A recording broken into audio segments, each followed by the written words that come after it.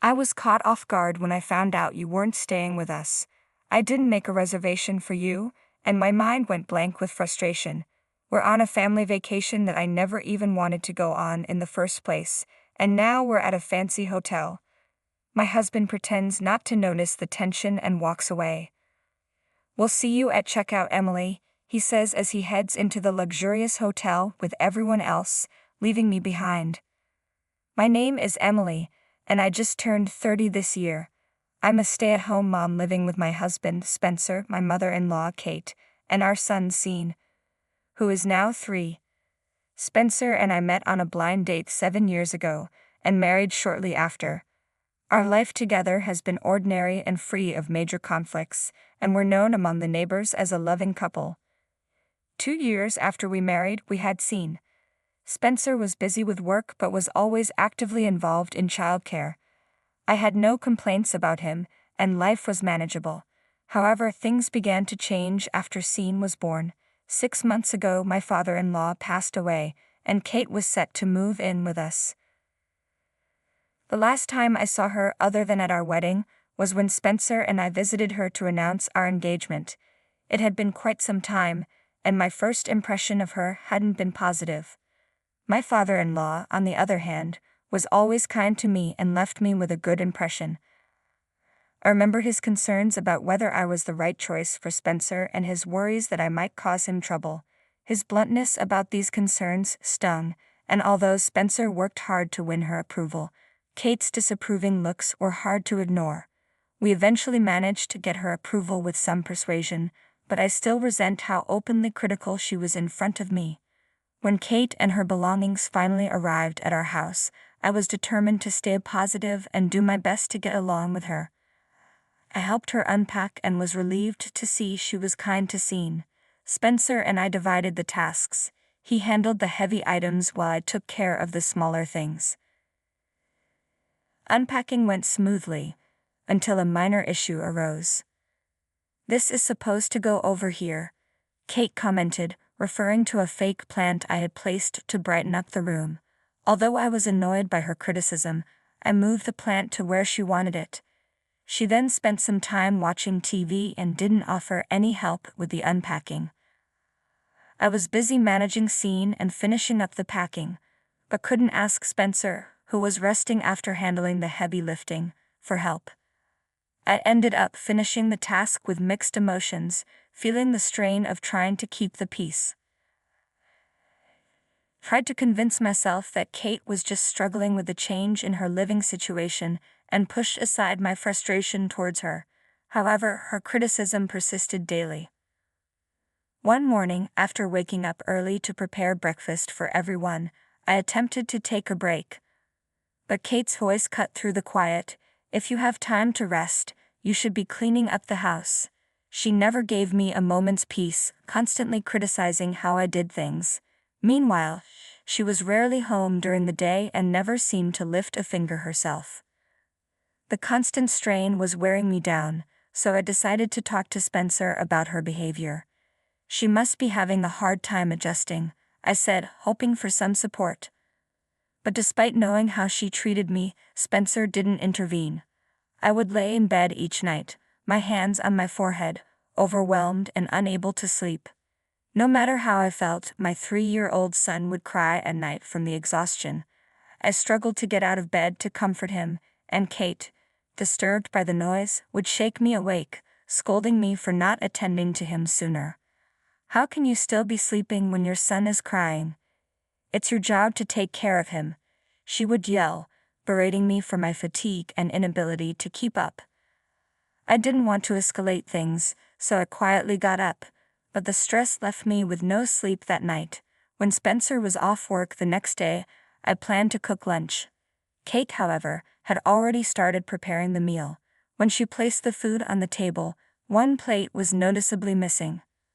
"Looks like one plate is missing," Kate said.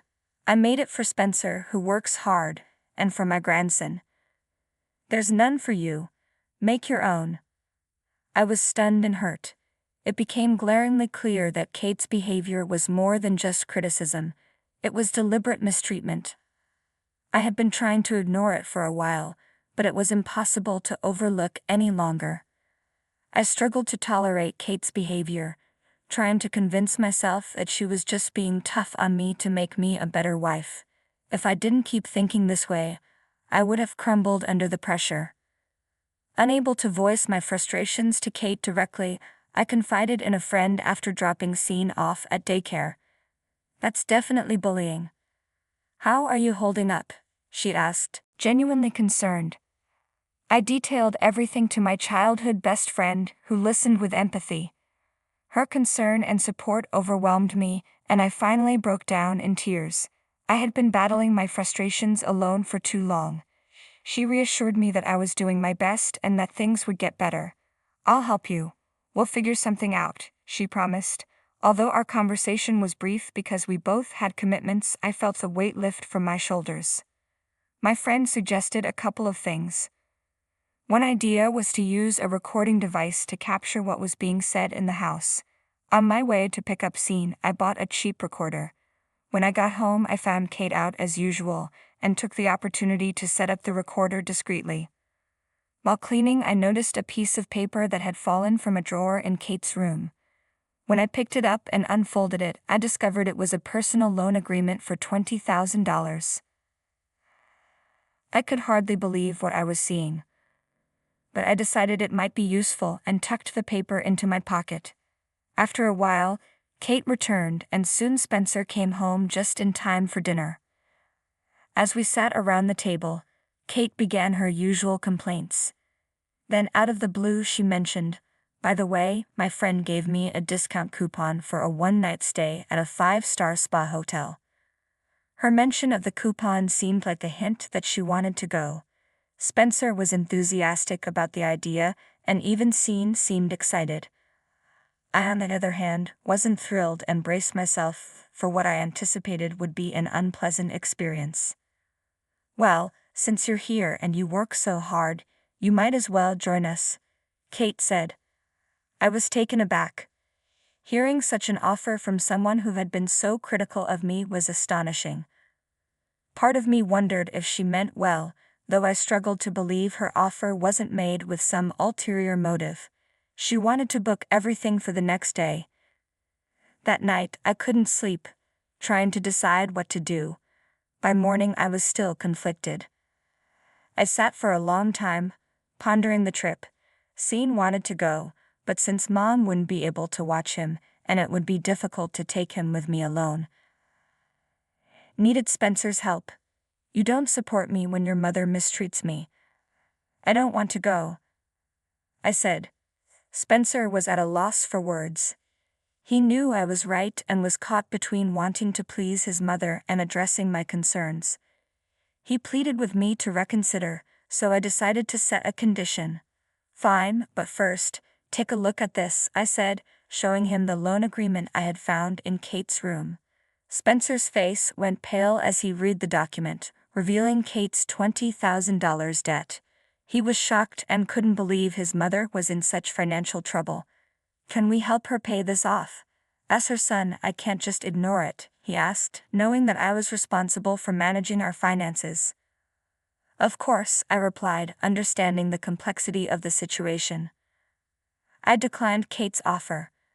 I had no intention of helping someone who had treated me poorly. I understood Spencer's feelings as a son, but I couldn't agree to support Kate under those circumstances. I told Spencer, "I will help you with this trip, but only if you agree to my conditions."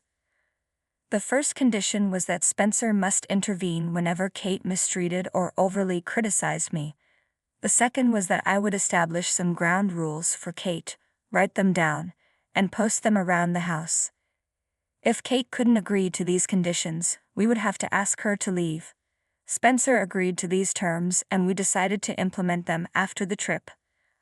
I asked my friend to post the rules while we were away. We would continue to act normally until the trip was over, and then we'd put our plan into action. Spencer agreed, and I decided to go on the trip with them. The next day, I informed Kate that I would be joining them. I kept reminding myself to be patient just a little longer. On the day of the trip, Spencer handled everyone's bags as we prepared to leave the house. Kate's bullying began immediately. "You don't need to carry the bags. Let Emily do it," she said. Spencer glanced at me apologetically, and I complied, believing it was better to avoid conflict. However, the bags were extremely heavy, and managing them while taking care of Scene left me exhausted. The journey involved taking an Amtrak train followed by a drive over a mountain road to the hotel. The exterior and interior of the hotel were stunningly luxurious. Scene was thrilled, exploring every corner, while Kate admired the decor and checked us in at the front desk. As I grabbed my bag and prepared to head to our room, Kate's next words took me by surprise. "Were you planning to stay with us? I only made a reservation for the three of us." I was stunned and speechless. It became clear that Kate had invited me on this trip solely to serve as a porter and never intended for me to stay. Gradually, the reality of the situation sunk in. I asked Kate, "Then where should I sleep?" Her response was dismissive. "I don't know and I don't care. Why don't you just camp out in the woods?" I was taken aback. She had invited me on this trip only to suggest that I sleep outside. I was seething with anger, and I almost shouted at her, but she and my family had already disappeared down the hallway. "I'll see you at checkout time," Kate called back over her shoulder. Left standing alone in the lobby, I felt a mix of frustration and disbelief. I had suspected there was a catch, but being forced to camp out was beyond what I had imagined. Tears welled up in my eyes as I made my way out of the hotel. Spencer sent a brief message saying, "I'm sorry." I was too hurt and angry to respond. After noon, I found a cafe for lunch and later stumbled upon an open field where I could see the sunset. Just as I settled in, my friend called, "Hey, how's the trip going?" "But you asked." I had given her a duplicate key and informed her of the situation beforehand. She was furious and offered to come pick me up, but I declined. I appreciated her offer, but I knew leaving now would mean Kate getting exactly what she wanted. Unsure of what Kate might do next, I decided to consult a lawyer. I sent him the evidence of the mistreatment, preparing to pursue a case for emotional abuse. If it turned out that Kate's actions were premeditated, she would be asked to leave after the trip. I couldn't find a legal claim, but I had solid evidence that should have supported my case. The lawyer assured me that I had grounds to proceed if I chose to. After the call, the mental and physical exhaustion hit me hard, and I collapsed onto the fresh grass. I spent the night in an open field with a stunning view and a cool breeze, feeling both the beauty and the weight of the situation. The next morning I met up with Kate and my family just in time for checkout. "Emily, did you actually sleep in the woods? I bet you didn't even clean up. You're so filthy," Kate sneered. Spencer tried to intervene, but Kate quickly shifted the topic. It was clear he had mentioned that pushing me out was excessive. Kate gushed about how nice the hotel had been, but Scene's smile was my only comfort as we headed home. Once we arrived, Kate immediately began to yell, "What's all this? Don't mess with me." Rules were posted all over the house, and it was evident she had seen them as her face flushed with anger. When Spencer showed her the IOU, her face went pale and her mouth fell open in shock. At first, she tried to deny everything, but when pressed, she confessed to squandering her husband's life insurance money and borrowing more once it ran out. Spencer and I proceeded with our plan. "I can't have someone with debt living with us," I said. "You need to leave. And since I have evidence of how you've mistreated me, I will be suing you." I played the recording for her. As she listened, her face turned ghostly white, and she begged me to let her stay. I told her she could remain if she adhered to the rules and refrained from aggressive behavior. She eagerly agreed and apologized profusely. "I'm so sorry. Please help me." I never thought I'd see her like this, I thought, feeling a deep sense of satisfaction. When I thought the ordeal was finally over, my knees gave way, and I collapsed to the floor. Spencer quickly helped me into a chair and then began to confront Kate about her debts. It was clear that his respect and trust in her had shattered. Kate, who had never imagined facing such a fierce rebuke from her son, frantically apologized. Once everything was settled, she fell silent, staring blankly at the sky for the rest of the day. The atmosphere in our home changed dramatically the next morning. I woke up early as usual and started preparing breakfast. Kate, however, made a cutting remark right away. The difference was in Spencer's response. "Mom, we talked about this yesterday," he said firmly, causing Kate to fall silent and retreat to the sofa. I almost felt a pang of amusement at the sight, but I managed to stay focused on preparing breakfast. Spencer was grappling with guilt for not protecting me and struggling to stand up to his mother. Despite this, I knew he was a kind man, and there must have been reasons for his previous inaction. I couldn't bring myself to hate him for it. He tearfully apologized to me, and from then on, he supported me and kept a closer watch on Kate.